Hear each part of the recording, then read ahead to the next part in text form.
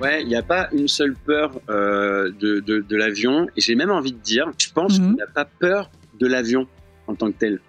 On a peur de tout ce qui va se passer autour.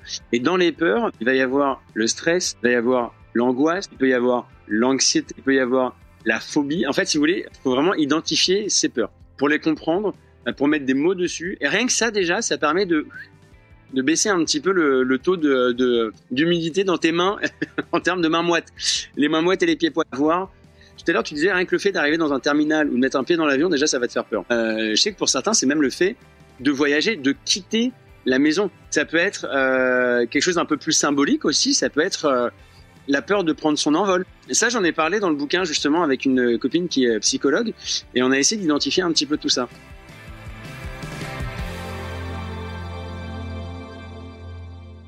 À bientôt. Vous déménagez ? Mes vêtements, Emballé. mes bouquins. Enfin, la vie est dure, mais elle est belle. Attention au départ. Cette route mène bien quelque part. Alors, on y va. J'irai, madame, jusqu'au bout du monde.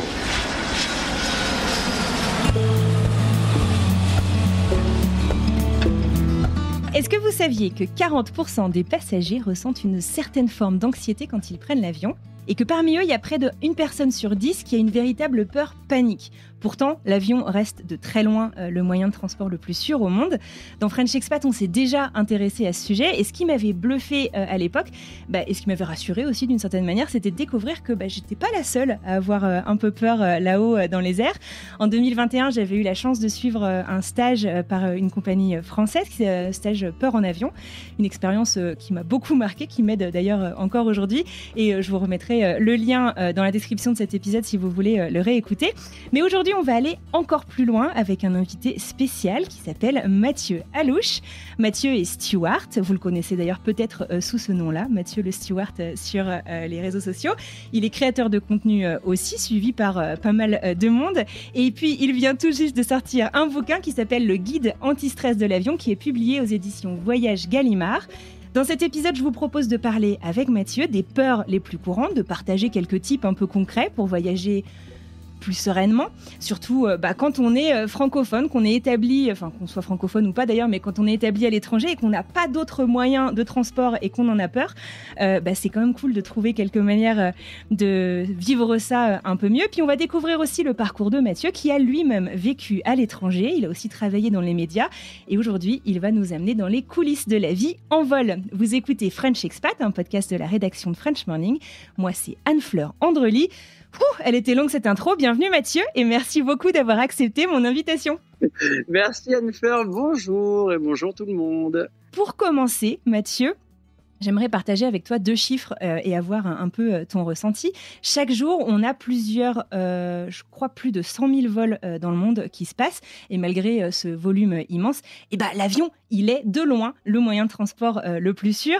Un autre chiffre qui a beaucoup fait réagir récemment. Il y a une étude qui a montré qu'un homme sur 2 pense qu'il est capable de faire atterrir un avion en cas d'urgence. Mathieu, toi qui es steward, ça fait 7 ans, il me semble, que tu es PNC. Qu'est-ce que ça t'inspire et qu'est-ce que ça dit de notre rapport finalement à l'avion et à la sécurité, peut-être au contrôle ou au manque de contrôle? Alors déjà, un mec sur 2 qui pense pouvoir faire décoller ou atterrir un avion, ça me fait hurler de rire parce que alors moi je suis donc steward et pas pilote, mais je sais que pour devenir pilote, il faut pas mal d'entraînement, beaucoup d'années d'études. Alors beaucoup d'années d'études, pas tant que ça, mais en tout cas faut être capé mentalement pour pouvoir faire ce métier. Et que non, je pense pas que là, comme ça, s'il y a un problème à bord et qu'il fallait, par exemple, faire atterrir l'avion, je pense pas qu'une personne sur 2 et encore moins un mec sur 2 puisse faire atterrir l'avion. Non, je pense que c'est un chiffre un peu. Bon, ça prouve un petit peu que nous, les mecs, on a tendance un petit peu à avoir un melon pas possible. Oui, effectivement, 100 000 vols par jour. Le moyen de transport le plus sûr au monde parce que derrière tout ça, en fait, il y a tellement de technologie. Tellement de compétences. On parlait des pilotes tout à l'heure, mais c'est pas les seuls. Il y a tout plein de mécanos avant, il y a plein d'ingénieurs, il y a plein de. En fait, il y a énormément de cerveaux qui réfléchissent et qui, avant que tu te sois posé les questions que tu te poses quand tu es dans l'avion et que tu te poses, par exemple, ce genre de questions, genre est-ce que les ailes elles vont tenir, est-ce que l'avion il va tomber, est-ce que c'est normal.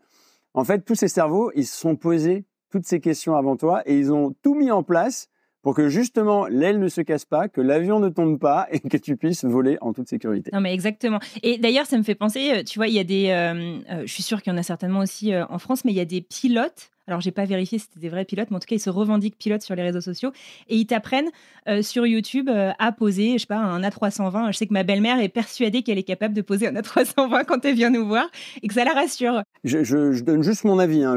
Là, pour le coup, il va pas y avoir de chiffres et tout ça, mais c'est vrai que tu as pas mal d'avgeeks, de mecs ou de nanas qui kiffent jouer à des jeux aéros.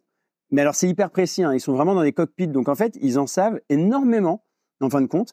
En toute humilité et vraiment, sérieusement, demain, j'ai un mec ou une nana qui me dit que ça fait 10 ans qu'il ou elle joue à des jeux comme ça. C'est des jeux quand même hyper techniques. Hein. Bah, j'aurais plus confiance en eux pour faire atterrir un avion qu'en moi. Moi, je sais pas faire atterrir un avion. J'en ai pas la moindre idée. Je sais pas comment ça marche. Je sais pas faire.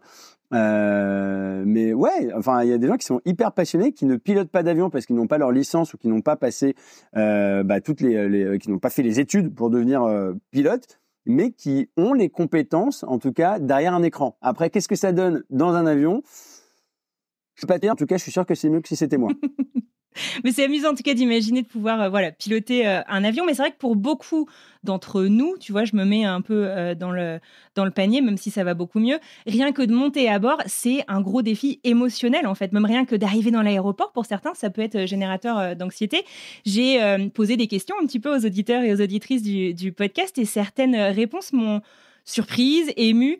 J'aimerais bien t'en lire quelques-unes, Mathieu, parce que je trouve qu'elles représentent bien ce que vivent finalement beaucoup de gens au quotidien.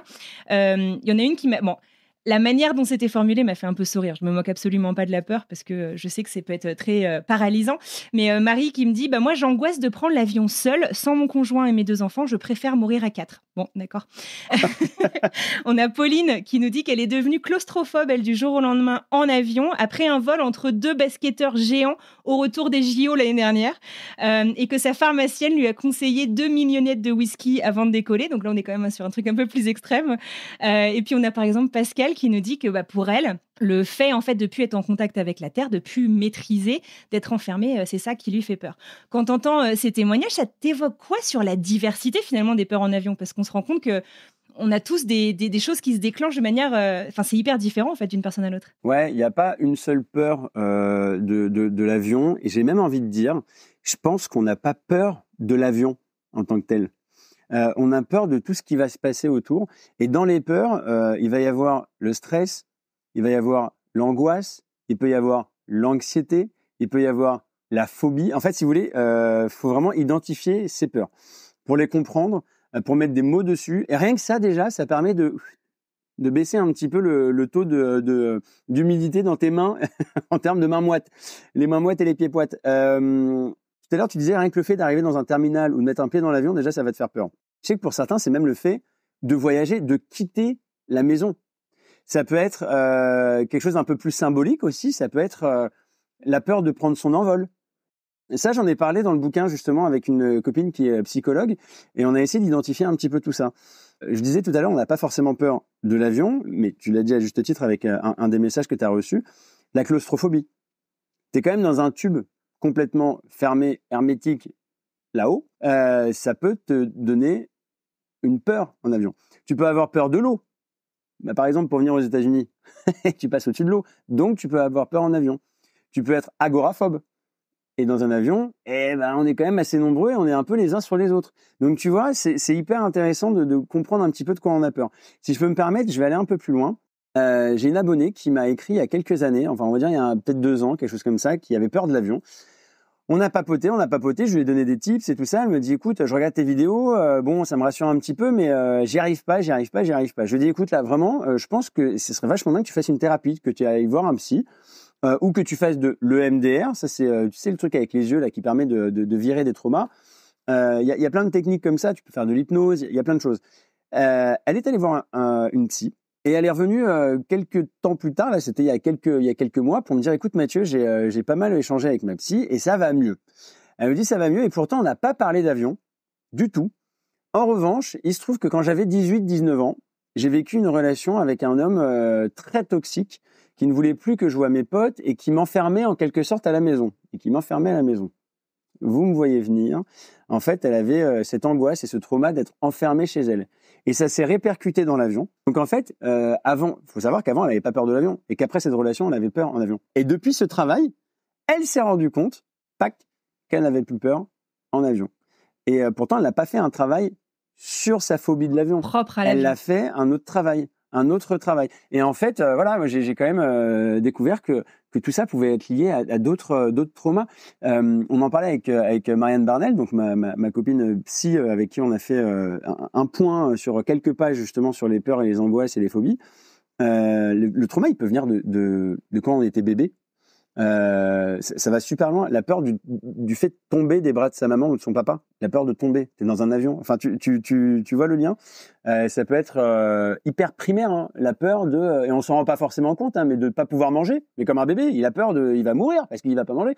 Donc voilà, toutes ces choses-là, on essaie de les décortiquer. Mais alors, vraiment, on vulgarise le truc. Hein. On essaie de rendre voilà. Dans le bouquin, c'est hyper simple de lire tout ça et de comprendre. C'est accessible parce qu'encore une fois, moi, j'ai pas fait de longues études. Je suis pas psy, je suis pas scientifique, je suis pas pilote, je suis pas mécano, je suis pas physicien. Donc j'ai essayé de faire un livre que je peux comprendre. Et tu le fais d'ailleurs très bien. Je remettrai la référence du bouquin dans la description de l'épisode. Un truc qui m'a beaucoup intéressée d'ailleurs dans le bouquin, et j'écoutais aussi des interviews que tu as faites, c'est que la peur finalement peut se déclencher du jour au lendemain, comme elle peut partir aussi potentiellement, on l'espère, du jour au lendemain. Parce que c'est une interrogation que beaucoup de gens ont, en fait. Pourquoi est-ce que, tu vois, moi, par exemple, je voyageais énormément pour le boulot avant. Je prenais l'avion au moins une fois par jour en semaine, et c'était très chiant d'ailleurs, mais bon, c'était autre chose. Et c'est pas l'avion qui me dérangeait, mais je voyageais un peu trop. Et en fait, un jour, j'ai eu un vol en fait qui a été un peu compliqué, alors que j'avais déjà eu des turbulences, j'avais déjà eu, enfin, tu vois, voilà, des situation potentiellement anxiogène. Et voilà, du jour au lendemain, ça s'est déclenché et c'est devenu hyper difficile à vivre. Ouais, moi je donne souvent l'exemple de ma sœur. Alors pour remettre dans le contexte, moi mon père était navigant, donc on a pris l'avion plein de fois. Enfin on connaît ça, on aime ça, on aime bien être dans un avion au-dessus des nuages. Il y a un côté magique. Et donc ma sœur n'avait absolument pas peur de l'avion, tout allait bien. Et du jour au lendemain, elle s'est mise à être tétanisée, à en pleurer, elle a détesté ça. Et du jour au lendemain, à ne plus avoir peur en avion. C'est quand même absolument dingue. Alors moi, je suis pas allé fouiner dans sa vie privée, dans tout ça. Enfin, on se parle beaucoup, hein, on est au top là-dessus, mais il a dû, je pense, se passer quelque chose dans sa vie, dans sa tête. Il a dû avoir quelque chose. Très souvent, et j'en ai parlé avec un passager il y a pas très longtemps, ça va être la naissance d'un enfant. Ça peut être la naissance d'un enfant, mais ça peut être la naissance d'un projet aussi. Hein. Ça peut être quelque chose de très important dans sa vie. Voilà. Un gros changement dans la vie, quoi. Là, la dernière fois, je parlais avec ce client qui avait super peur en avion et tout ça. Et je papote un petit peu avec lui. Et de fil en aiguille, effectivement, il a commencé à avoir peur en avion à partir du moment où il a eu son premier bébé. Il m'a dit, j'en suis au 3e. Donc, il a encore plus peur aujourd'hui. Mais oui, forcément, il y a toujours un élément déclencheur. Alors toi, ça a été un vol compliqué, ça peut être un problème dans sa vie perso, ou ça peut être une naissance, ça peut être après voilà. Je donne toujours ce conseil de une petite thérapie. Franchement, c'est tout bête, hein, c'est aller voir un psy, c'est cool. C'est pas pour les fous, hein. C'est clair. D'ailleurs, quand j'ai fait moi le stage peur en avion, en fait, on s'entretient avec un psy. C'est pas du tout pour mettre une étiquette passager anxieux, mais c'est pour essayer de comprendre en fait justement l'origine de cette anxiété. Et c'était super chouette. Mais alors, il y a un autre truc aussi. Tu vois, je te parle de ce vol compliqué. J'ai un mari qui bosse dans l'aéro et en fait, je me rends compte que quand il y a un truc qui le stresse, la peur peut être contagieuse. C'est quelque chose que tu as déjà observé. Je me dis, au fait, aussi, quand tu es dans un avion, pas forcément, tu vas parler de mon mari, mais on partage l'espace avec des dizaines, même des centaines de passagers qui vivent chacun leurs émotions. Et puis, parfois, la peur d'une personne, ça peut se propager et contaminer un peu tout le monde, un peu comme une vague qui n'est pas vraiment la bienvenue. Est-ce que c'est un truc que tu as déjà observé à bord ? Ouais. Mais je l'ai observé dans d'autres contextes aussi. Tu n'as jamais remarqué, dans un bureau, un open space, par exemple, tout se passe bien, tout le monde va bien, machin, et là, tu as quelqu'un qui rentre dans la pièce, et ce quelqu'un, il a une sale énergie. Tu vois ce que je veux dire ? Ouais. Les mauvaises ondes se propagent plus vite que les bonnes. En fait, non, mais tu vois ce que je veux dire ? Je pense que, donc effectivement, si dans un avion, tu as, comme tu le disais tout à l'heure sur tes chiffres, quasiment une personne sur 3 qui est flippée en avion, forcément, ça va se ressentir. Et moi, comme je dis toujours, t'as une personne sur 3 qui dit qu'elle a peur en avion, mais t'as 2 personnes sur 3 qui ont peur, mais qui le disent pas. Tu vois ce que je veux dire? C'est pas des l'histoire vrais du chiffres, verre à mais- moitié plein, à moitié vide. Voilà. Donc oui, effectivement, je pense que. Mais pareil, t'as une secousse, t'as une turbulence. Tu vas avoir 2 ou 3 personnes qui vont qui vont lâcher un petit cri. Bah, ça va faire crier les autres, et donc du coup, ça crée du stress. Et en plus, je le vois parce que les gens, quand ils ont peur en avion, ils regardent qui? Bibi. Ils nous regardent nous. Oui, c'est ça. Et donc bon, alors. En règle générale, j'essaie de faire des petits sourires et montrer que tout va bien et dire ça va, hein. En revanche, quand ça secoue très fort, bah, on va faire une tête un petit peu bizarre parce qu'on a peur de se faire mal. C'est comme je le dis souvent dans les vidéos, en fait, le risque lorsqu'on traverse une zone de turbulence, c'est de se faire mal. L'avion, il va pas tomber à cause des turbulences, il n'y a aucun souci avec ça. En revanche, nous, on peut se blesser, on peut se cogner. Le trolley qu'on utilise, ce qu'on appelle Ouais, aussi, c'est ça, vous êtes en service. ça peut se cogner. Voilà, on va avoir peur de ça, tu vois, quand on sert le thé et le café et qu'il y a des turbulences. T'as de l'eau chaude quand même, enfin tu vois, c'est de ça en fait qu'on va avoir peur. Mais donc forcément, parfois on peut faire des têtes un peu genre. Mais c'est quand même une bonne idée de regarder plutôt les PNC, le personnel navigant commercial, donc les hôtesses et les stewards, plutôt que son voisin qui est un petit peu terrorisé. Ah bah vaut mieux quand t'as l'autre à côté de toi qui fait son signe de croix et qui est en train de faire sa prière, tu dis ah non.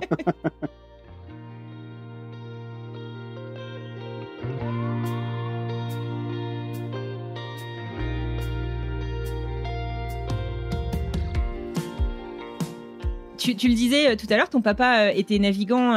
Il était steward ou il était Alors il pilote? était steward et jusqu'à à peu près une 50aine d'années. Il a été dans l'encadrement aussi des hôtesses et des stewards, des chefs de cabine et tout ça. Et après il est passé au sol. Et c'est là qu'on est parti à l'étranger, comme tu le disais dans ton introduction. Eh ben justement. Et alors, je crois avoir compris que ta maman est écossaise aussi, c'est ça? Ma mère est écossaise et donc du coup on a vachement pris l'avion quand j'étais petit. On allait souvent en Écosse voir la famille et tout ça et c'était chouette quoi. Enfin tu vois, moi j'ai vécu des moments trop mignons. Enfin c'est tout bête mais voir la ville s'éloigner et puis tu sais de nuit et voir toutes ces petites lumières de la ville. Encore aujourd'hui ça me fascine parce que ça me rappelle un truc de quand j'étais gosse. Ta Madeleine de Proust? Bah ouais complètement. Et puis il y avait un truc trop mignon que ma mère elle faisait dans l'avion. Et vous allez voir pourquoi je vous raconte ça, hein, parce que je pense que tout ce qu'on fait quand on est parent avec ses gosses, j'en ai pas de gosses, mais je vois quand même comment ça peut se passer. Ah, c'est ton lapin? Ouais, mon lapin. En fait, j'avais un j'adore. doudou, Vas-y, raconte. mon lapin Peter Rabbit. En fait, dans l'avion, on chopait des petites feuilles de coriandre ou des trucs comme ça, là, tu vois. Et puis, juste avant la petite sieste, parce que c'est chouette de dormir dans l'avion, on lui mettait un petit peu de coriandre sur la bouche. Je faisais ma sieste et je me réveillais et il y en avait plus. C'est du persil ou un truc comme ça. Et j'étais convaincu que mon Peter Rabbit mangeait dans l'avion lui aussi. C'est tout bête, mais en fait, ça ramène à un truc très mignon, hyper positif, souriant, magique. Toutes ces choses-là ont peut-être fait qu'aujourd'hui, je suis bien dans l'avion. Et c'est vrai qu'un parent stressé en avion va transmettre son stress à son enfant, c'est sûr et certain. Donc parfois, vous avez peut-être peur de l'avion, mais c'est peut-être parce que vos parents avaient peur de l'avion et vous ont transmis leur fatigue. Oh putain, le lapsus. Je suis désolé, c'est parce qu'en fait, je suis fatigué, je suis rentré de vol hier.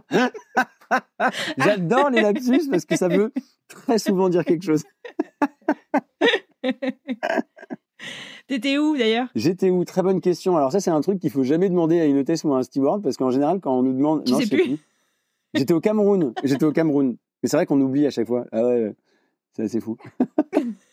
Ouais, non, c'est super intéressant. Et alors, comment est-ce que cette double culture, du coup, tu vois, à la fois famille navigant, famille binationale, comment ça a marqué ton enfance, ta relation au voyage? Je pense que ça ouvre vachement sur le reste du monde. C'est le fait d'avoir 2 cultures. Je sais pas, c'est-à-dire que déjà au niveau de la langue, alors moi je suis pas bilingue pour le coup parce que ma mère me parlait anglais quand j'étais petit, mais moi je me bouchais les oreilles parce que je me disais non, l'anglais c'est pour les grands. Bon super. Donc du coup, alors je parle anglais, hein, y a pas de problème, mais j'ai mon fort accent français. Enfin, j'ai pas un super vocabulaire derrière, mais je sais pas, c'est quand même c'est magique quoi. Ça crée un truc un peu différent. Et puis ça fait voyager parce que du coup j'ai une partie de ma famille qui est écossaise mais qui est partie vivre en Australie. Donc du coup j'ai pu faire des vols longs courriers, même très longs courriers pour aller en Australie quand j'avais 7-8 ans. Je sais pas, je trouve que je sais pas en quoi je pourrais te dire que c'est chouette, mis à part le fait que ça ouvre vers le reste du monde et que moi j'adore rencontrer des personnes d'ailleurs. Enfin je trouve ça trop cool. J'aime bien observer les gens, j'aime bien trouver des points communs entre les gens qui viennent de tel pays, de telle région, de tel truc. J'aime bien entendre les différents accents, tu vois, genre putain, tu vois ce que je veux dire? Moi, mon oncle, quand il parle, des fois, je comprends pas, tu vois. Mais effectivement, entre la différence entre un accent londonien et un accent écossais, je trouve ça trop chouette, ça chante, ça machin, enfin. Et puis merde, je mange du haggis, tu vois ce que je veux dire? Tout le monde n'est pas capable de manger du haggis. Tu veux expliquer ce que c'est d'ailleurs pour ceux qui savent pas? De la panse de brebis farcie. C'est très fort. Il y a beaucoup d'épices. Ça donne plus envie en anglais quand même. Ouais, grave. Mais c'est hyper bon. Moi, j'adore. J'ai jamais goûté, j'avoue. C'est fort. Mais mentalement, faut pas trop penser à ce que c'est. Mais non, mais à l'intérieur, c'est de l'avoine et des trucs comme ça et plein d'épices. Et c'est cuit dans une panse de brebis. C'est pour ça que. Ouais, voilà. C'est comme une poche, quoi. Ouais. Voilà. Et alors, t'avais quel âge du coup quand t'es parti vivre à l'étranger? Alors, on est parti vivre à Londres en 2002. J'avais 13-14 ans. Et là, changement de vie radical, quoi. Enfin, tu sais, en pleine adolescence, c'est un peu là où tu te construis et tout ça. Mon père qui me dit super bonne nouvelle, j'ai un nouveau poste, on part vivre à Londres. Et moi à 13 ans, je te jure, j'avais pas du tout envie de quitter, j'avais mes copains, mes copines, enfin tu vois, on faisait de la musique ensemble, j'avais ma petite bande et tout, mon groupe de musique, enfin c'était impensable. Et je me rappelle à l'époque mes cousins qui me disaient mais Mathieu, mais t'as trop de chance de partir vivre à Londres, tu te rends pas compte ce que c'est, nanana. Mais je m'en fous, moi je veux rester en France, j'ai pas envie de partir. Et ça, je suis sûr qu'il y a peut-être des parents qui nous écoutent, qui ont eu cette discussion avec leurs enfants. Je voulais pas. Et finalement, mes parents, ils ont tout fait pour que je puisse évoluer dans de super bonnes conditions. Et ça s'est super bien passé. Enfin, je veux dire, ils étaient à mon écoute. Et c'était trop bien. Franchement, j'ai passé les meilleures années de ma vie à Londres. Ah, comme quoi? Ah ouais. Mais j'y pense hyper régulièrement, quoi. Ça me manque. Enfin, moi, j'ai envie de retourner vivre à Londres. Je suis très bien à Paris. Hein. J'adore Paris. Genre, j'adore ma vie ici. Mais je pense qu'à terme, à un moment, je sais pas comment, mais il va falloir que j'y arrive, quoi. Puis de toute façon, j'ai comme objectif de réaliser mes rêves dans la vie. Un de mes rêves, c'est d'aller retourner vivre à Londres. J'y retournerai. Donc Londres spécifiquement, pas l'étranger en général. Non, Londres. Ah, j'aime bien Montréal. J'aime beaucoup New York. Mais ouais, Londres, il y a un truc. Et puis c'est plus proche de Paris, c'est plus facile. T'es resté combien de temps du coup à Londres? Alors j'ai fait 3 ans là-bas où j'étais au lycée français et tous les mois on revenait à Paris quand même pour garder les liens familiaux, voir les copains, les copines et ça. Ouais, franchement c'était cool. Et puis mon père travaillant dans l'aérien, c'était quand même vachement plus facile. S'il restait une place dans l'avion, on rentrait, hein, c'était fastoche. Et la 4e année, moi je suis rentré en France. J'avais 17 ans, je suis retourné vivre en région parisienne. Ma sœur habitait juste à côté, donc je n'étais pas laissé tout seul dans la nature. Mon frère à côté, ma tante pas loin. Et là, c'était tous les week-ends que je revenais à la maison à Londres. Donc en fait, j'avais ma chambre et toutes mes affaires à Londres. Puis la semaine, j'étais à Paris, en région parisienne. Et pareil, je rentrais à Londres le vendredi midi, parce qu'en fait, je terminais les cours à midi à peu près. Donc dans la foulée, je rentrais à Londres. S'il y avait de la place dans l'avion, hein, c'est ce qu'on appelle. Vous savez, quand on travaille dans une compagnie aérienne, on a ce qu'on appelle des GP, donc des avantages, c'est de pouvoir voyager à des prix inférieurs à des prix normaux. Et tu payes les taxes d'aéroport, quoi, en gros. Ouais, voilà, que ça, ouais. Et s'il y a de la place dans l'avion. Donc en gros, voilà, s'il y avait pas de place, je prenais le vol d'après et tout ça. Donc voilà, ouais, ça a été vraiment une super vie, je trouve que. Et alors en plus au lycée français, ça c'est un truc qui va certainement parler aux personnes qui nous écoutent actuellement. Le lycée français c'est chouette parce qu'il y a plein de Français, ok, mais pas que, il y a plein de gens du monde entier. Et ça a été, mais alors culturellement j'ai trouvé ça mais hyper chouette. Après il y a moi je me rappelle mon meilleur copain Arnaud, il était français mais il avait jamais vécu en France. Il avait vécu quasiment toute sa vie en Afrique, il avait vécu à Atlanta, puis à Londres. Mais il n'a jamais vécu en France. Enfin, c'est quand même dingue. Et encore aujourd'hui, j'ai 37 ans, il a le même âge que moi, il n'a jamais vécu en France. Ah, c'est ce qu'on appelle les enfants de la 3e culture, en fait. Ouais. Qui, du coup, les parents sont français, ils ont passé du temps en France, mais l'enfant est français par son passeport, par la culture familiale, mais c'est un mélange, en fait, de tous les pays dans lesquels il a vécu, quoi. Et je trouve que c'est hyper enrichissant. Et moi, juste mon expérience de 4 ans à Londres et... Après, mes parents, ils étaient expats à Tahiti. Et alors, pour le coup, je suis pas allé avec eux, mais en fait, j'y allais hyper souvent à chaque vacances scolaires pour les rejoindre, pour passer du temps quand même avec mes parents. Et eux, ils venaient aussi souvent. Et ça aussi, parce qu'à Tahiti, t'as cette culture polynésienne qui est tellement magique et tellement différente de la culture parisienne. ça a été hyper enrichissant, quoi. Enfin, franchement, je trouve que c'est une chance en or d'être expat. J'arrivais pas forcément à mettre des mots dessus, si ce n'est enrichissant. Les rencontres, le fait d'avoir un petit truc à part. Enfin, il y a un petit côté différent quand même. Enfin. Et justement, parfois, ce qui est difficile, c'est ce retour en fait en France où on a l'impression d'avoir vécu quelque chose d'extraordinaire. Mais comme on est français, qu'on rentre en France, je sais que moi je l'ai pas fait, je suis pas encore rentrée vivre en France, ça viendra certainement un jour. Mais j'ai fait pas mal d'interviews sur ce sujet et les gens me disent en fait, je rentre en France et je suis plus différent en fait. Ça, je comprends. Et donc il y a ce décalage un peu où on se dit mais moi j'ai appris plein de choses que j'ai envie de vous partager, mais ça. Je sais pas comment l'expliquer. Je sais pas si c'est quelque chose que tu as ressenti. Ouais, je me rappelle, j'avais l'impression d'être en décalage un petit peu, surtout les premières années. Ouais, des choses que moi j'avais vécues que les autres n'avaient pas vécues. Enfin, moi, tous mes copains, toutes mes copines, eux, ils avaient grandi dans notre ville, enfin dans notre quartier, tout ça. Et moi, je suis parti vivre à l'étranger. Enfin, tu vois, il y avait quand même un petit décalage, mais hyper chouette parce que eux, ils trouvaient ça super cool. Ils me posaient plein de questions et ils étaient quand même curieux. Il y avait un truc aussi qui était marrant, c'est que j'avais un léger accent différent. Une façon de parler. Ouais. Alors, j'avais pas d'accent anglais, hein. Mais en fait, il y avait, et ça, je l'ai remarqué, mais dès mes premiers jours au lycée français, j'ai tout de suite entendu l'accent de l'expat à Londres. Ah ouais? Et je l'ai entendu un peu ailleurs aussi. Tu saurais nous le faire? Non, je pourrais pas te le faire. Si, non, je pourrais pas te le faire. Mais il y avait des trucs comme de dire ouais à la fin des phrases. Et de commencer par j'étais comme. Ah, mais ça, c'est ma petite sœur a vécu à Montréal, elle a fait son collège-lycée, et quand elle est rentrée à Paris, c'était pareil. C'est comme, it's like, en fait. Et c'est des espèces de francisation. Les Québécois, ils ont ça aussi. Bizarre au début. Ouais, et tu vois, alors j'avais pas trop de Québécois au lycée français pour le coup, mais vu qu'ils étaient tous hyper bilingues et que ça parlait en fait, ta phrase, elle commençait en français, elle terminait en anglais, enfin, il y avait une espèce de mélange. Et ça commençait toujours par j'étais comme je suis parti hier, tu sais, et après ça part dans un truc et ça va terminer par un petit ouais, et puis il y a une mélodie aussi, je sais pas, une espèce de tu sais, t'as des notes quand tu parles, et ouais, ça je l'avais remarqué mais dès le début. Donc du coup quand moi je suis rentré en France, on me disait mais t'as un accent ou quelque chose. Je fais non. On ne sait pas trop te placer sur la carte, mais on sait que t'es un peu différent. Ouais, voilà.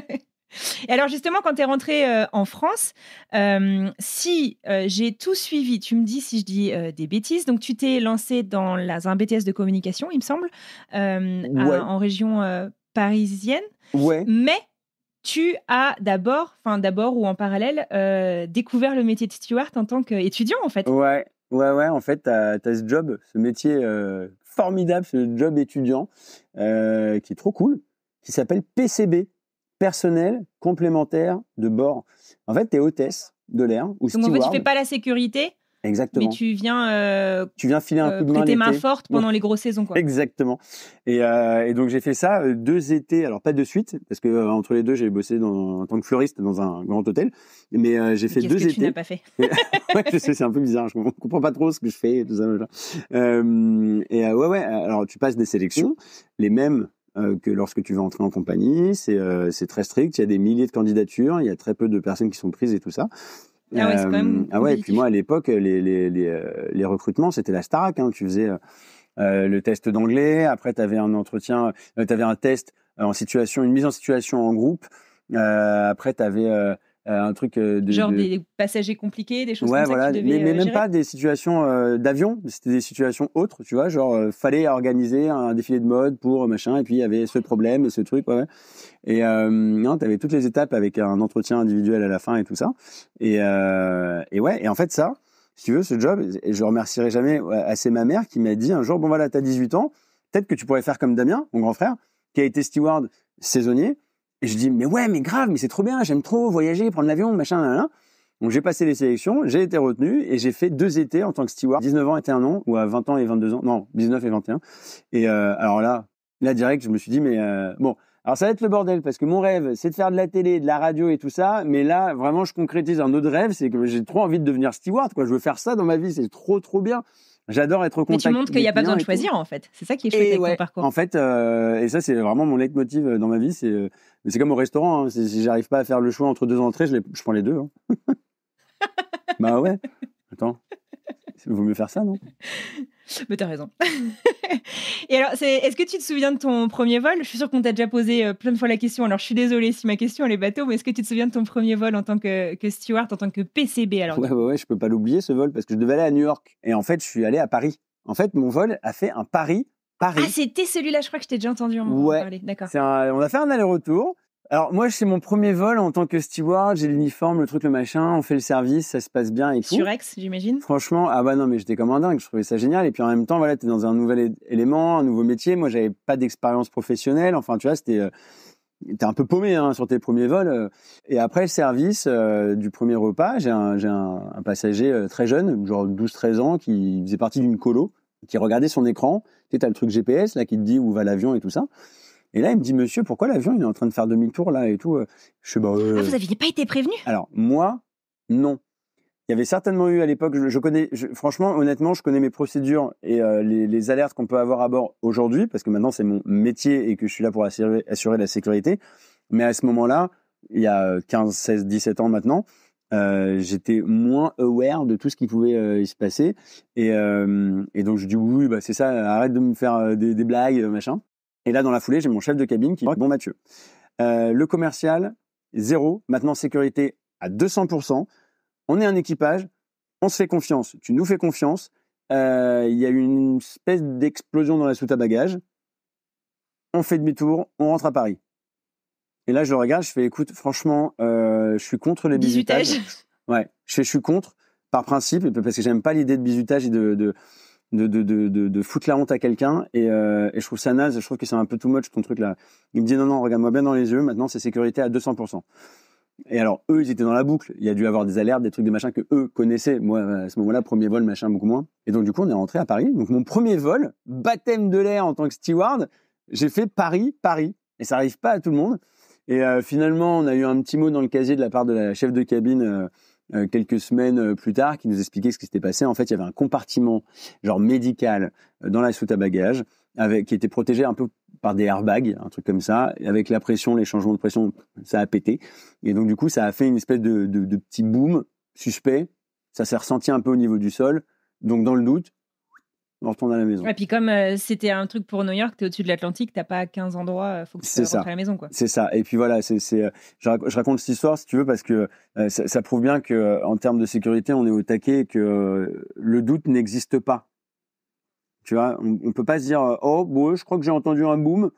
Bon, non, on rentre et on va quitter l'avion et les passagers vont devoir prendre un autre avion et là, celui-là, on va faire toute une vérification. Ouais. Bah alors justement, tu dédramatises beaucoup ces peurs, ces angoisses, je trouve plus mes mots, mais bon, bref, t'as compris sur les réseaux. Et j'utilise beaucoup l'humour aussi. T'as fait d'ailleurs initialement, dis-moi si je dis des bêtises, quand tu t'es lancé sur les réseaux, tu faisais des petits sketchs d'ailleurs avec la chef de cabine. Enfin, tu faisais tous les personnages. Ouais. T'avais la chef de cabine, t'avais le steward macho, t'avais le petit nouveau, enfin bref.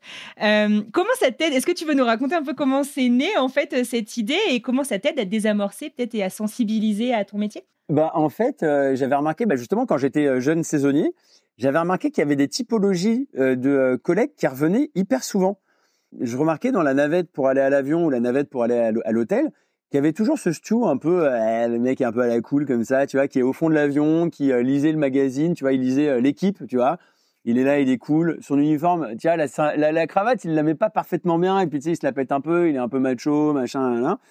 Je remarquais aussi qu'il y avait souvent des chefs de cabine un peu zinzin qui étaient passionnés par leur métier, par leur compagnie et qui faisaient super bien leur job, mais qui avaient un petit peu un grain, qui était quand même proche de la retraite et qui avait envie de se barrer le plus vite possible. Et en même temps, non, parce que passionné par le métier et passionné par la compagnie, donc non. T'as toujours ce stew, cette hôtesse un peu, la tête dans les étoiles, on va dire, qui aime bien parler à la lune et puis qui est très proche de ces signes du zodiaque et qui pense que Jupiter est en Saturne et que tu vois, ça change un peu tout. Il y avait le petit nouveau, voilà, le lèche-botte, le lèche-cul qui essaye d'être absolument parfait et qui fait tout dans les règles, voire un petit peu trop et ça en devient pénible. T'as aussi l'hôtesse ou le stew un peu concon, voilà, un peu bêta, un peu machin. Et ça, je l'ai remarqué, tu vois. Et c'était à la sortie du déconfinement et tout ça. On n'avait pas volé depuis un petit moment. Là, c'est un petit peu. Je parle jamais de mon perso, mais là, je trouve que ça avait un petit peu de sens. Et mon mari était dans une phase un peu compliquée au travail, et puis il avait un peu perdu le sourire. Et en fait, un jour à la maison, je fais une vidéo, je fous une perruque, du maquillage, je fais l'hôtesse de l'air, le truc, le machin, et ça l'a fait rire. Et ça nous a fait rire. Et on a rigolé, et c'était cool. Et j'ai commencé à écrire des sketchs, et j'ai commencé à les tourner. Et puis et j'ai vu que ça a apporté un peu le sourire à la maison le soir quand je lui montrais les vidéos, et que ça faisait rire les collègues, et que ça me faisait rire, et que j'adorais faire ça. Et c'était hyper chouette. Franchement, j'ai adoré faire ces vidéos qui me prenaient un temps pas possible, parce que je faisais tous les personnages de mes vidéos. et ouais, ça me prenait une matinée de tournage, une matinée de montage, une après-midi de montage, un après-midi de montage. Et t'as les costumes, le maquillage.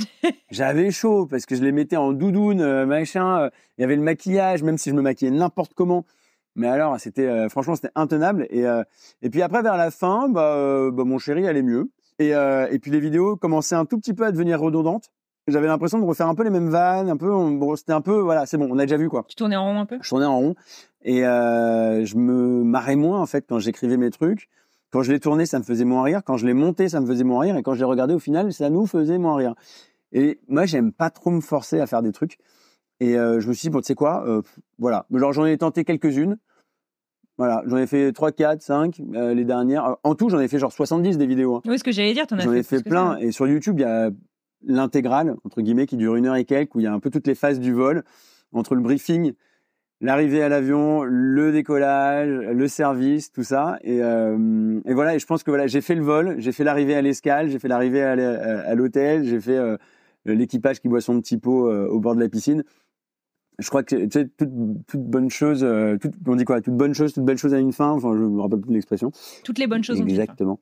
Toutes les belles choses ont une fin. Et voilà, et j'avais pas envie de faire chier les gens qui me suivaient. Et en fait, si tu veux, ça c'est trop chouette parce que ça a créé sur mes réseaux une communauté d'hôtesses, de stewards, de pilotes, de professionnels de l'aérien qui ont commencé à me suivre et qui m'ont donné énormément de force parce qu'ils m'ont énormément partagé, vraiment beaucoup soutenu, m'ont mis beaucoup de commentaires super positifs.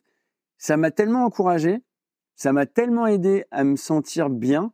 La copine dont je te parlais tout à l'heure qui m'a aidé à faire ces quelques points sur le côté psy, sur les peurs, cette copine-là, à l'époque, elle m'a dit, mais Mathieu, mais vas-y, tu t'en fous du regard des autres. T'es drôle dans tes stories, machin, pourquoi tu fais pas un truc qui dure, au lieu d'un truc qui dure que 24 heures, poste des vrais trucs, tu vois.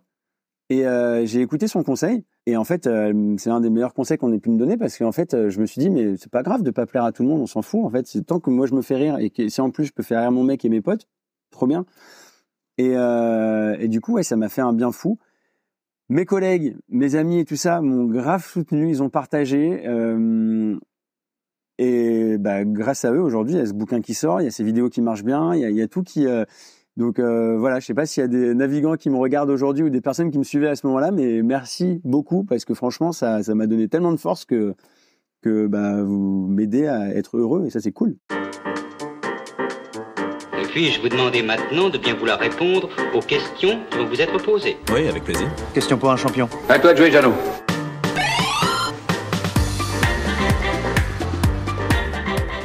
Je te propose, Mathieu, qu'on fasse une micro-pause. Ouais. Dans laquelle je vais te poser quelques fire questions. Une vraie pause ou pas une pause? Parce que j'ai mal au dos, là. C'est pas une pause. En fait, on va continuer de parler. Mais tu peux quand même t'installer. Ah, moi j'étais là, c'est bon. Non, mais ça te dérange si je suis installé comme ça ou pas? Parce que je suis en train de me péter le dos tout à l'heure. Non, tu te déranges pas, t'inquiète. Est-ce que tu connais le principe des fire questions? Non, c'est quoi? En gros, c'est des questions. Tu me fais des petites réponses spontanées. J'ai pas besoin d'une dissertation. T'as pas besoin d'y réfléchir. C'est précis, 15 ans. On va parler de ton métier. Ta boisson préférée à bord? Le Coca Zéro. Je sais que c'est pas bien, faut pas boire des bulles à bord, mais j'aime bien ça. Ah ouais, mais on nous sert tout le temps du champagne. Non, mais tu vois, un verre ou deux, ça va, mais en fait, ça va te faire des gaz et tout ça, donc c'est pas hyper agréable. Et ça, par exemple, pour les personnes qui ont peur en avion, c'est tout bête. Mais ne pas se sentir bien dans son corps, donc être avec des vêtements serrés, qui te tiennent trop chaud ou qui ne te tiennent pas assez chaud. Si tu bois trop de coca et que tu as des gaz et de ça machin, enfin, parce que dans l'avion tu as facilement des gaz, tu vas pas être à l'aise et donc ça va amplifier ta sensation de mal-être. Et donc ouais, vaut mieux éviter de boire trop de boissons gazeuses. Bon conseil. Excuse-moi, tu m'as dit des réponses courtes et je suis parti dans un truc. Désolé, je fais plus court mais après. c'est très bien. Non, mais c'est surtout spontané. T'inquiète. C'est quoi l'objet indispensable que tu as systématiquement dans ton bagage cabine? Mon passeport. Forcément, je pense à ça en premier. Mon passeport, ouais, mais aussi un petit clic pour compter les passagers, c'est obligatoire. Ah, vous avez le compteur Ouais, parce que si par exemple il y a un passager qui ne s'est pas présenté à bord, mais qui a son bagage en dessous, bah juste avant, clac, on va compter, on va vérifier, on va enlever le bagage, on va recompter les clients et de ça machin. Donc ouais, ça c'est indispensable et je dirais une brosse à dents et du dentifrice.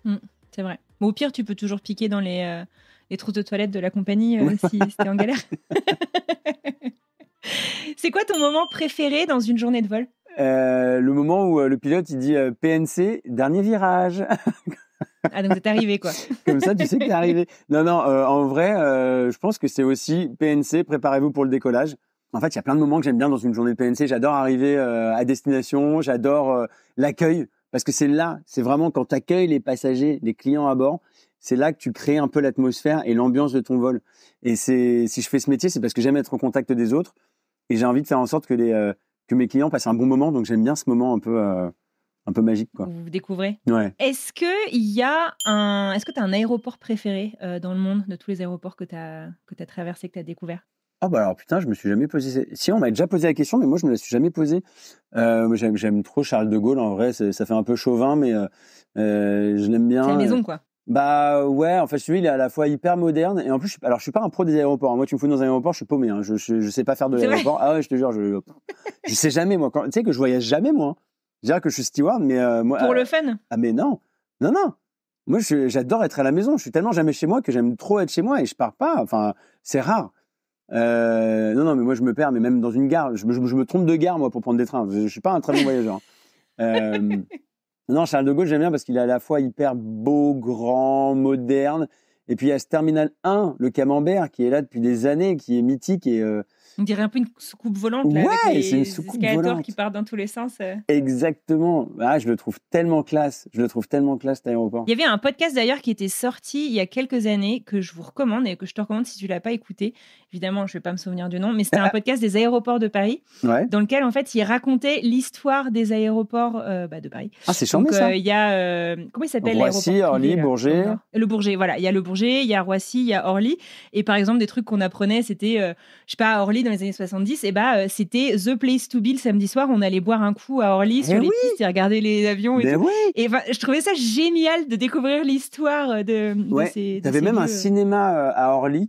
Ah ouais, je me souviens. Ouais, mon père, il me racontait qu'il allait au cinéma à Orly. Et puis à Orly, encore aujourd'hui, t'as une terrasse où tu peux aller fumer ta clope ou juste prendre l'air et voir les avions passer et ça machin. Non, Orly, il a un côté vintage, Orly, quoi. Il est un peu cool. Après, dans le monde, Séoul, c'est rigolo parce que Séoul, t'as des petits robots qui viennent te dire coucou et ça machin. C'est un peu, tu sais, des petits robots à roulettes, là, machin.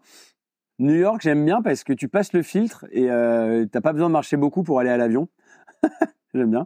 Ah alors ouais. Que, c'est quoi? C'est JFK du coup? Ouais, JFK, pardon, parce que t'as Newark et puis t'en as encore un autre. La Guardia. Ouais. Non, honnêtement, Roissy. Allez, Roissy-Charles de Gaulle. Allez, Roissy. Banco. C'est quoi le plus gros mythe sur ton métier? Que les hôtesses et les stewards ainsi que les pilotes sont un peu volages, un peu. Oui, c'est vrai. Ouais, c'est un cliché qui.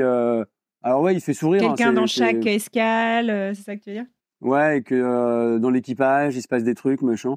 Franchement, moi, ça fait 7 ans que je vole, je sais pas, j'ai dû voir un couple se former. Enfin, si tu veux, il y a une espèce de mythe autour de tout ça. Boring, en fait. Ouais, au final, tu vois, il y a même pas de juste milieu. Non, mais tu as des clichés autour de l'hôtesse de l'air que je trouve assez pénibles, en fait. Tu vois, on fait vite des rapprochements et tout ça. Et au-delà du fait que ce soit lourdingue, du coup, ça amène des gens un peu tordus à se permettre de faire des choses qu'ils ne devraient absolument pas faire dans leur façon de parler, de draguer ou même parfois de toucher. C'est inadmissible. Et alors, j'en ai pas été témoin hyper souvent, mais j'ai quand même des hôtesses qui m'en ont fait part. Mais ça, c'est le problème de plein de mecs qui pensent qu'ils peuvent tout faire avec les nanas.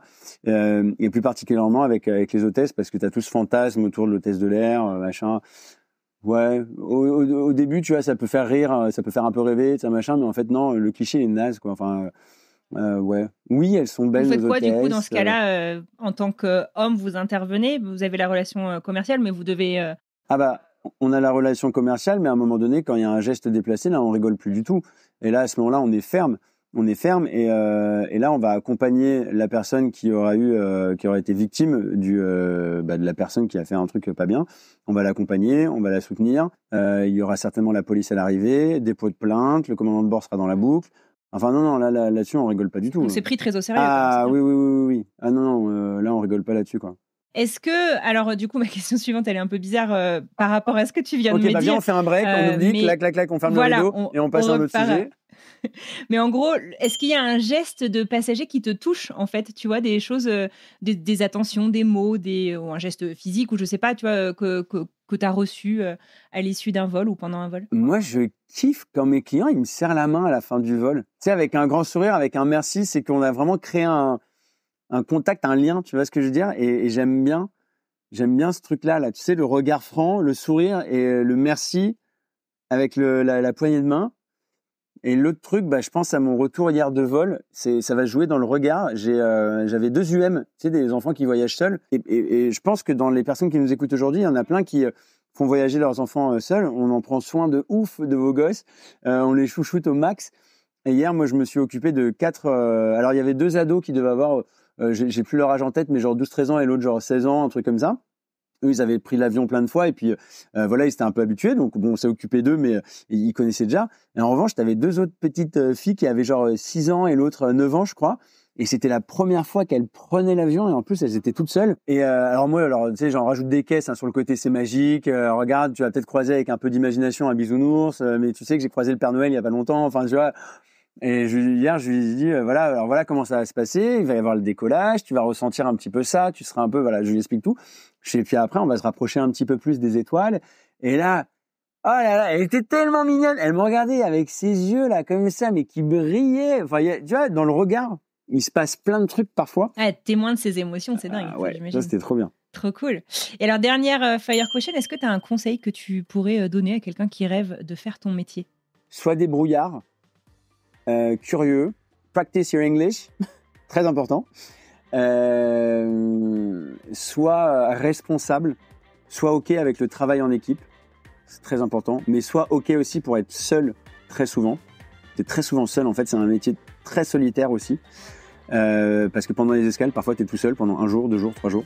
Essaie de te passionner un petit peu pour le sujet et débrouille-toi. Tu sais, j'ai remarqué, là, tous les 2 ou 3 jours, j'ai une maman ou un papa qui m'envoie des messages pour me demander des trucs pour leurs gosses qui ont 16, 17, 18, 19 ans. Genre, tu sais, des conseils ou alors, est-ce qu'il peut faire ci, est-ce qu'il peut faire ça, machin.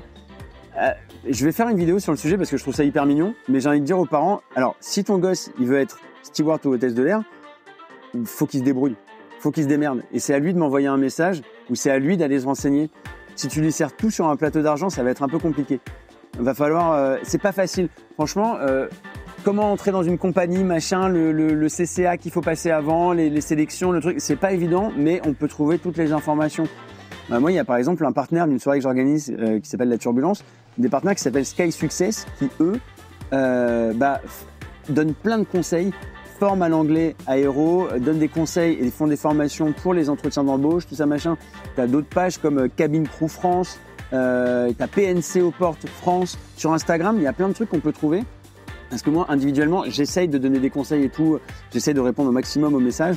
Et surtout quand c'est des questions genre bien construites. J'ai un peu tendance à être un peu saoulé par les gens qui n'ont même pas fait quelques petites recherches avant, tu vois.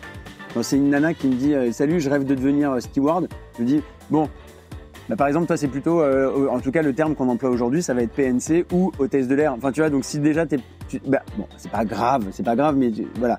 Non, soyez un petit peu débrouillard. Ce serait vraiment le conseil que je vais donner. Faut être débrouillard dans ce métier. Bravo, c'est gagné! Bien joué, les gars. Pour terminer, j'aimerais bien qu'on parle de ton livre un petit peu plus. Du coup, la sortie est aujourd'hui, non? Ou demain? Il sort sortie demain. officielle, magnifique. Il sort le 25 demain. septembre. Je sais pas quand est-ce que les personnes vont nous écouter, mais il sort le 25 septembre. Donc peut-être qu'il est déjà sorti, ce bouquin. Il sera déjà sorti, effectivement. Yes. Félicitations. Merci. Est-ce que tu peux me parler, je sais pas, de la jeunesse déjà, du projet du bouquin? Comment est-ce que tu es passé de vidéo à ce livre? En fait, ça faisait un moment que j'avais en tête de développer d'une autre manière que par la vidéo, le partage de mes quelques petites connaissances, des conseils que je peux donner et tout ça. Je réfléchissais à des trucs. Je me suis dit, oui, un bouquin, ça pourrait être cool. Mais bon, alors moi, je sais pas écrire, quoi. Enfin, tu vois ce que je veux dire? Je sais pas écrire. On s'entend? C'est pas ton métier, quoi, tu veux dire? C'est pas mon métier. Puis j'ai pas fait elle, et puis je lis pas énormément de bouquins de mon côté. Enfin, bon. Et si tu veux, j'ai une nana qui m'avait contacté, qui est agent d'auteur. Posé qu'on se rencontre et tout ça. Elle me propose un premier rendez-vous. Finalement, elle me plante, elle peut pas y aller au rendez-vous. Deuxième fois, pareil. Elle me dit, finalement, je peux pas. Je dis, tant pis pour toi, ma bichette. Hein, je vais pas non plus te courir après. Voilà. Et alors, en mai 2024, j'ai un garçon qui s'appelle Francis qui m'envoie un petit message sur Insta. Tu sais, dans les messages cachés en plus. Je les vois pas tous, les messages, il y en a plein. Genre, il y a plein de messages que je vois pas. Hein. Lui, je le vois. Et il me dit, salut Mathieu, je m'appelle Francis. Et je suis le meilleur pote de Fred. Fred, c'est qui? C'est un journaliste avec qui j'ai bossé à l'époque quand je travaillais sur WFM à la radio. Et en fait, ce garçon, Fred, a eu la gentillesse à plusieurs reprises de partager mes vidéos. Et ce Francis a vu mes vidéos, m'a suivi, et il se trouve qu'il travaille à la com et au service presse de Voyage Gallimard. Et il m'a dit... Ah, c'est avec lui que j'ai échangé pour organiser l'interview. Et il m'a dit, est-ce que tu as déjà pensé à faire un bouquin? Je sais, écoute, tu tombes bien. Oui, en ce moment, je suis en train d'y penser. Mais voilà, moi, je ne suis pas auteur professionnel. Je ne sais pas comment construire un livre, surtout que si c'est un truc sur la peur en avion qu'on va faire et pour aider les gens à avoir moins peur. Moi, je suis un peu dispersé dans ma tête, quoi. Je suis un peu éparpillé et il faut un peu me cadrer. Et en fait, on a travaillé ensemble pour proposer le projet à Gallimard, qui a validé le projet et qui m'a accompagné aussi. Donc moi, j'ai passé des mois et des mois à tout coucher sur papier, à reprendre toutes les questions qui reviennent tout le temps, vraiment les plus importantes, quoi, parce qu'il y a une cinquantaine de questions, une soixantaine de questions qui reviennent tout le temps sur mes vidéos, qu'on me pose tous les jours. Et donc du coup, voilà, j'ai tout préparé, j'ai tout écrit et j'ai travaillé avec une fille qui s'appelle Camille Dupont, qui elle est rédactrice pour le coup professionnelle et qui m'a aidé à créer toute l'arborescence, le chemin de fer du bouquin, et qui m'a aidé à rendre mes phrases un petit peu plus correctes, tout en gardant vraiment mon esprit. L'essence de ce que tu voulais. Déjà, l'essence que je voulais transmettre, et mon phrasé aussi, ma façon de parler, en fait, elle n'a pas modifié grand-chose. Et à la lecture, moi, j'étais fasciné. Je me suis dit, mais attends, c'est dingue, j'ai l'impression vraiment de me lire. Elle me dit, oui, parce qu'en fait, c'est toi qui l'as écrit ce bouquin, et c'est elle qui l'a rendu encore plus chouette. Et en fait, c'est génial parce qu'ils Gallimard a vraiment été à mon écoute. Ils voulaient vraiment que je fasse mon bouquin. Donc, ils m'ont donné des conseils, mais ils m'ont suivi à 200%. Et ça, c'était vraiment hyper agréable parce que c'est ce que je leur ai dit au départ. Je fais, par contre, genre, m'embêtez pas, quoi. Enfin, donnez-moi des conseils, mais laissez-moi dire ce que j'ai à dire, parce que si je veux parler de tel et tel sujet, c'est parce que ces sujets reviennent très souvent et que c'est les questions que les gens se posent. Ce sont les questions que les gens se posent. Et en fait, ouais, franchement, on a collaboré là tous ensemble. C'est toute une équipe, hein, entre la direction artistique, l'illustration aussi par Julie, qui est absolument chouette, elle est trop cool. Ouais, ça a été un super travail d'équipe avec Laura, avec Hélène. Je suis tellement fier de ce bouquin qui est hyper. Il est chouette parce que si tu veux, il est facile à lire. Tu peux ouvrir n'importe quelle page, tu vas avoir une info. Il est beau, il est doux, il est chouette. Et voilà, il est là. Maintenant, il existe pour de vrai.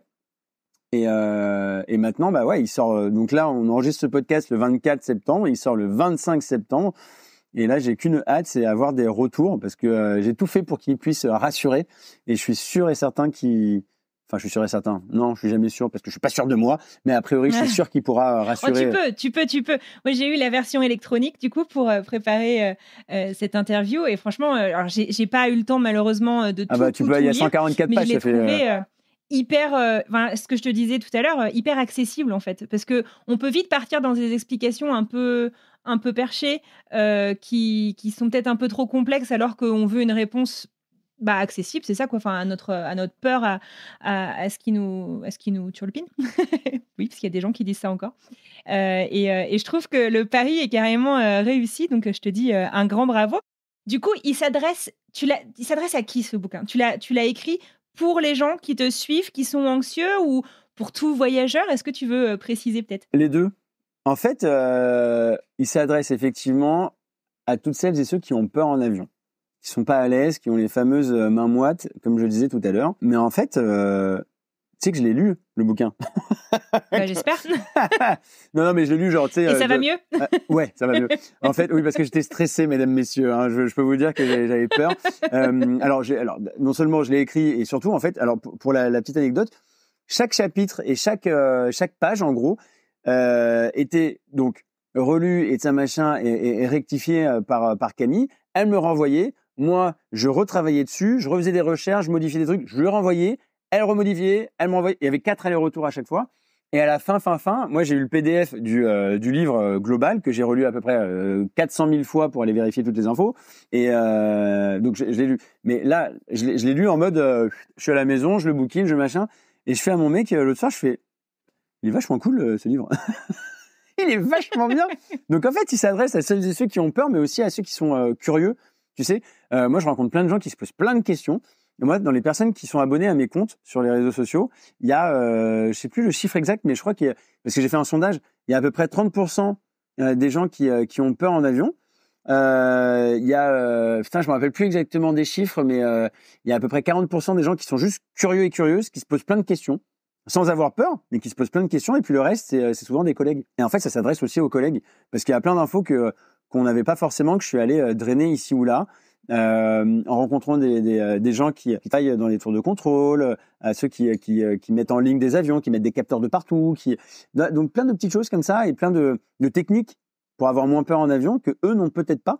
Et voilà, il s'adresse vraiment à tout le monde parce que ça fascine, les avions, ça fascine. Donc ça fait un peu, mec, ouais, ce livre, il va intéresser la Terre entière. En vrai, ouais. En même temps, t'as intérêt à être passionné par ce que t'as écrit. Enfin, moi, ça me choque pas du tout ce que tu dis. Et franchement, et encore hier, hein, si tu veux, je l'ai rebouquiné, je fais, ah putain, il est cool! Parce que forcément, il y a des trucs que j'ai écrits en septembre. Tu vois, il y a 1 an que j'ai écrit ces trucs-là.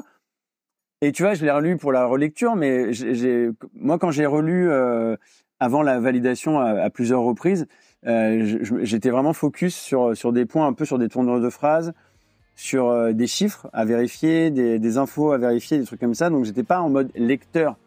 Et là, hier, j'étais un peu en mode lecteur et la semaine dernière aussi. Et ouais, franchement, je suis fier de ce bébé. Tu peux. Félicitations. Merci.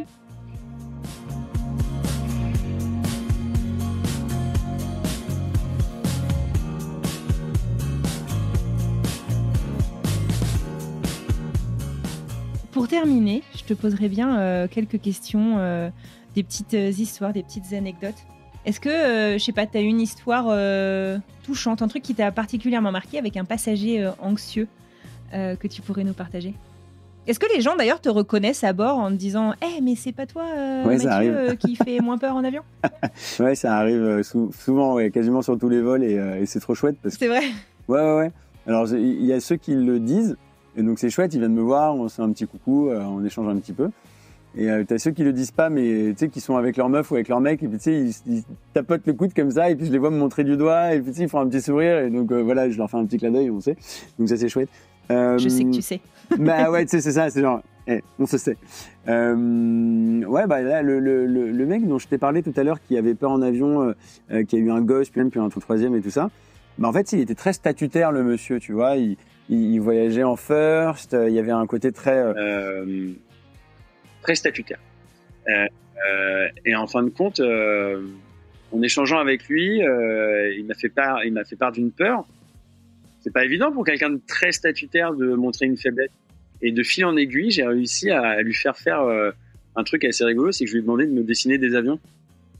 Et en fait, il y avait un côté, il y a un lien qui s'est créé à ce moment-là entre nous de confiance, parce qu'il m'a parlé d'un truc dont il parlera peut-être à personne d'autre.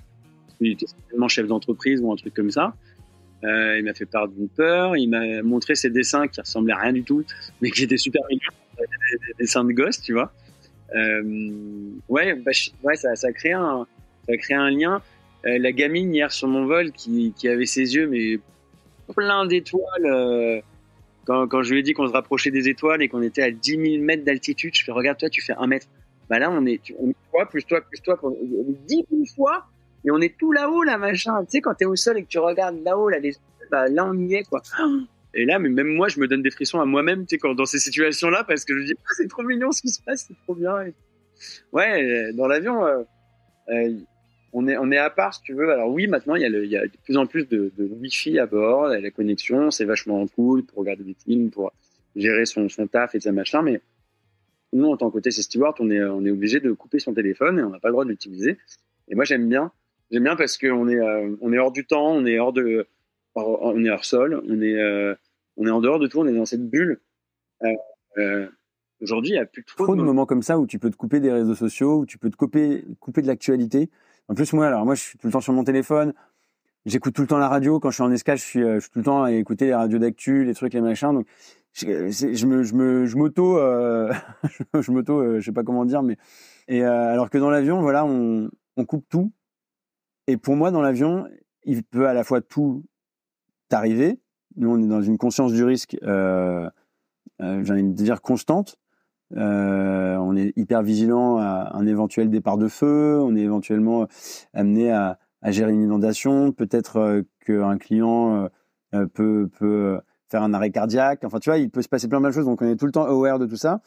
Donc à la fois je suis hyper vigilant, en hypervigilance constante, et en même temps je me dis là, il peut rien nous arriver. Enfin il y a voilà, une espèce de truc où tu sais les problèmes politiques n'existent plus, ou les et pourtant, c'est une bulle, c'est un sentiment assez privilégié finalement. Ouais. Enfin, on est à part, quoi. On est un peu, enfin, on n'est pas dans l'espace, mais on est dans l'espace. Tu vois ce que je veux dire? On est plus sur Terre, quoi. Enfin, c'est quand même dingue, cette histoire. C'est surréel. C'est surréaliste et paranormal, cette histoire. On vole. Non, mais, Anne-Fleur, on vole.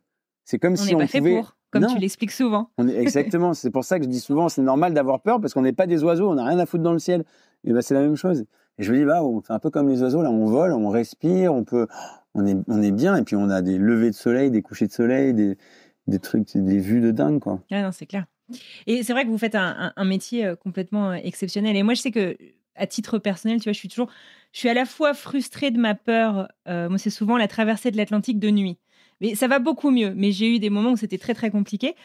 Mais en même temps, je suis fascinée par l'aérien. Et du coup, c'est cette espèce d'ambivalence qui est très, très, très bizarre, en fait, quand je parle avec les personnels navigants, justement, parce que j'ai appris à l'issue pendant ce vol en 2021 dont je te parlais, qui a été difficile pour moi entre Boston et Paris. En gros, les frontières n'étaient pas réouvertes.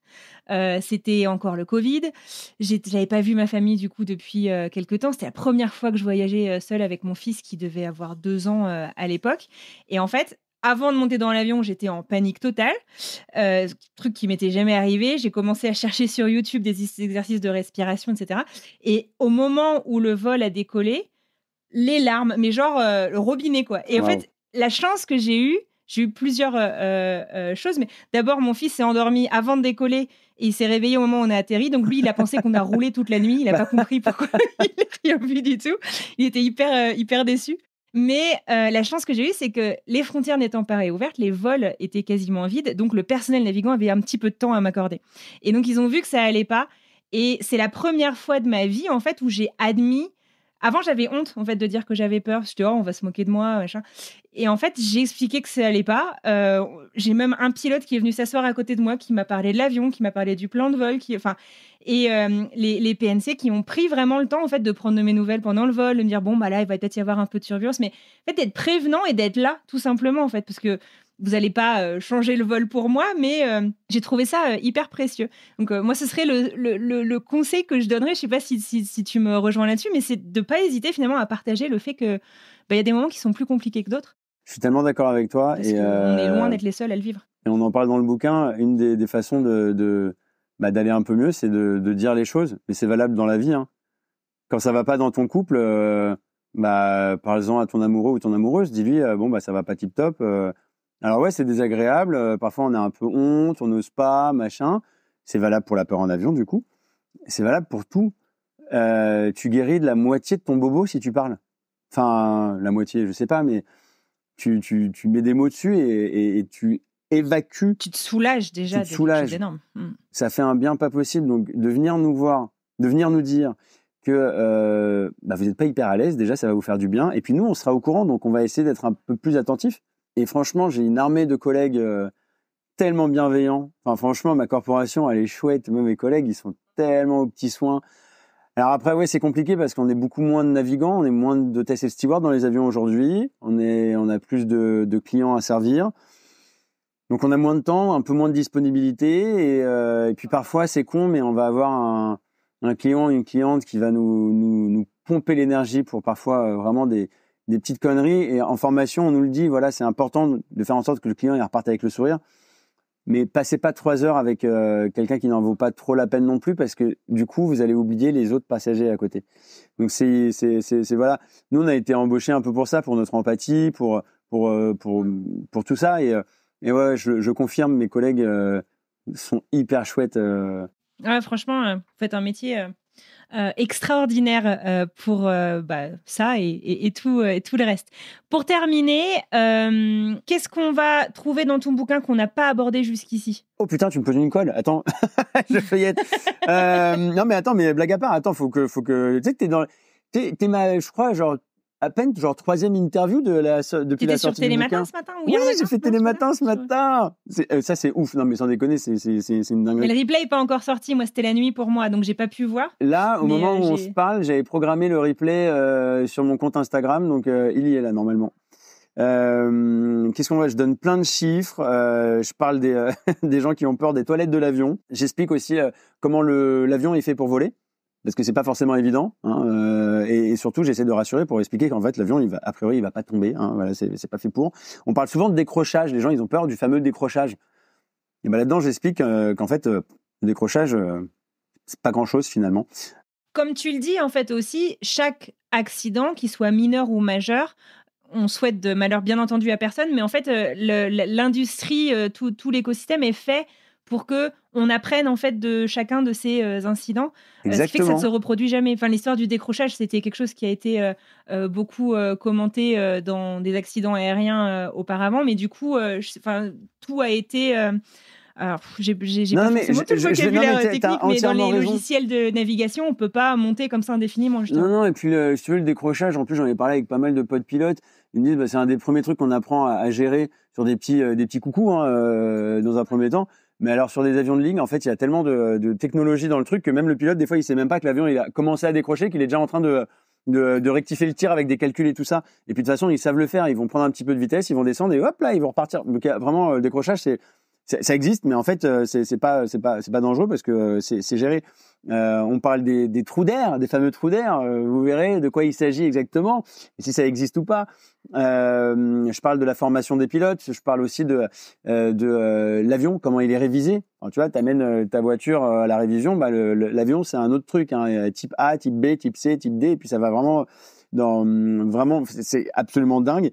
Je donne plein de petites histoires, des petites anecdotes. Je parle aussi de notre formation en tant qu'hôtesse et steward. Je raconte aussi la journée type d'une hôtesse, d'un steward. Tu vois, c'est pour ça que ça s'adresse aux gens qui ont peur, mais en même temps un petit peu à tout le monde, parce qu'on se demande toujours, mais du coup, alors t'arrives à l'aéroport comment ? Est-ce que tu connais tes collègues ? Qu'est-ce que tu fais une fois que t'arrives en escale ? Enfin, tu vois, tout plein de trucs comme ça. Et surtout, je donne plein de méthodes, plein de tips. Pour avoir moins, en tout cas pour être plus à l'aise, pour avoir moins peur, pour déstresser un petit peu.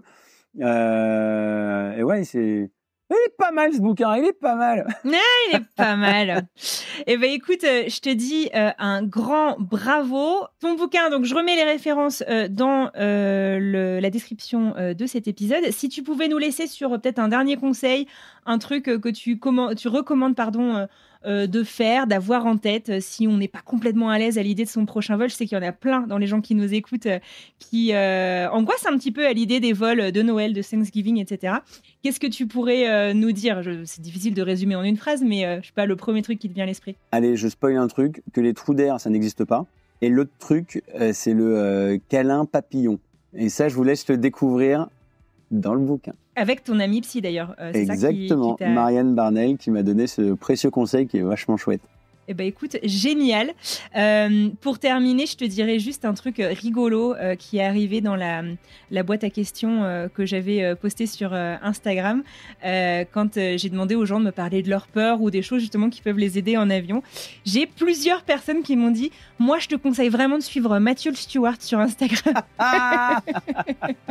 Donc voilà, la boucle est bouclée. Et tu vois, ces personnes-là, ne se rendent pas compte qu'elles sont hyper cool et que je les remercie du fond du cœur parce que, tu vois, ce bouquin, il existe parce qu'il y a des gens comme ça. Des gens qui, comme mon pote, a partagé mes vidéos. Et en fait, je dis pas, alors je dis ça pour moi, parce que c'est une occasion de dire merci à toutes les personnes qui me suivent et à toutes les personnes qui me recommandent et tout ça. Donc ça, première chose. Mais deuxième chose, faites-le, s'il vous plaît, pour vos copains et vos copines qui ont des projets. Vous qui êtes copain, copine avec Anne Fleur, partagez son podcast. Mais vraiment, ça vous prend 1 seconde. Vous cliquez sur un bouton, vous partagez ses posts, vous les likez, vous les commentez. Ça ne coûte rien, mais ça peut peut-être lui changer la vie. Sans déconner, soutenez vos potes, soutenez les initiatives, même des gens que vous connaissez pas forcément, mais que vous trouvez chouettes. Ça peut, ça peut changer une vie, ça peut encourager, ça peut tout ça. Et une dernière petite chose, si tu me laisses juste 1 seconde. Une nouvelle fois, je voudrais remercier tous mes collègues, ex-collègues, futurs collègues. Et quand je dis collègues, c'est dans le sens large. Les PNC, oui. Les PNT, donc les pilotes, oui. Mais aussi tous les autres qui gravitent autour, qui m'ont donné tout plein d'infos, qui font que ce bouquin et que ces vidéos existent aujourd'hui. Parce que moi, j'ai rien inventé. C'est une vraie famille, l'aérien. Et on se donne tous plein de tips et ils se retrouvent tous là-dedans. Et voilà, juste merci à ma corporation. Eh ben merci beaucoup Mathieu, je te souhaite tout le meilleur et encore bravo pour ce bouquin. Merci beaucoup Anne Fleur et longue vie à ton podcast. Et je trouve que tu as une super jolie voix et que ton podcast est super bien bossé. Et pour avoir fait un petit peu de radio avant, je peux te dire bravo et merci beaucoup.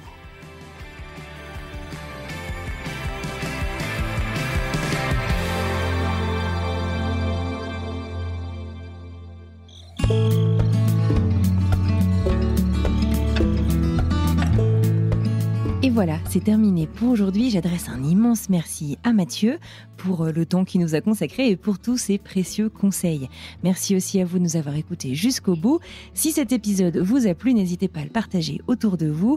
Chacun de vos partages compte énormément, comme le disait Mathieu, alors merci par avance.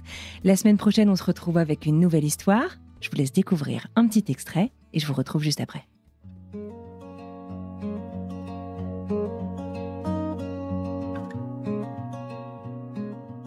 Donc Axel, quand on est arrivé, il n'avait pas de place en école internationale, donc on l'a mis à l'école suédoise.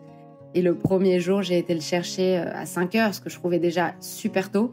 Et en fait, c'était le dernier enfant et il était en train de pleurer parce qu'il était le dernier à l'école. Et là, je regarde les maîtresses et je leur dis « Mais vous m'avez dit que c'était ouvert jusqu'à 5h30, donc 5h, ça va, c'est tôt. » « Ah non, vous savez, à cet âge-là, on vient chercher les enfants à 4h, 4h15, dernier cas. » Je suis d'accord. Bon je vais m'adapter. Ouais, dès le premier jour, ça te met dans le bain. J'allais dire, c'est vraiment pas facile en fait parce que c'est vraiment un changement de mentalité et puis de process. Enfin, à 4h en France, on va prendre un café avec un collègue pour c'est la pause café de l'après-midi et on est en plein milieu de l'après-midi. Donc, faut vraiment changer ses process, sa façon de faire et donc c'est pas évident au début de s'adapter à ça. Voilà, c'est tout pour moi pour aujourd'hui. Je vous souhaite une excellente fin de journée, une très belle fin de semaine et je vous retrouve donc mardi prochain pour découvrir ensemble cette nouvelle histoire. À très vite.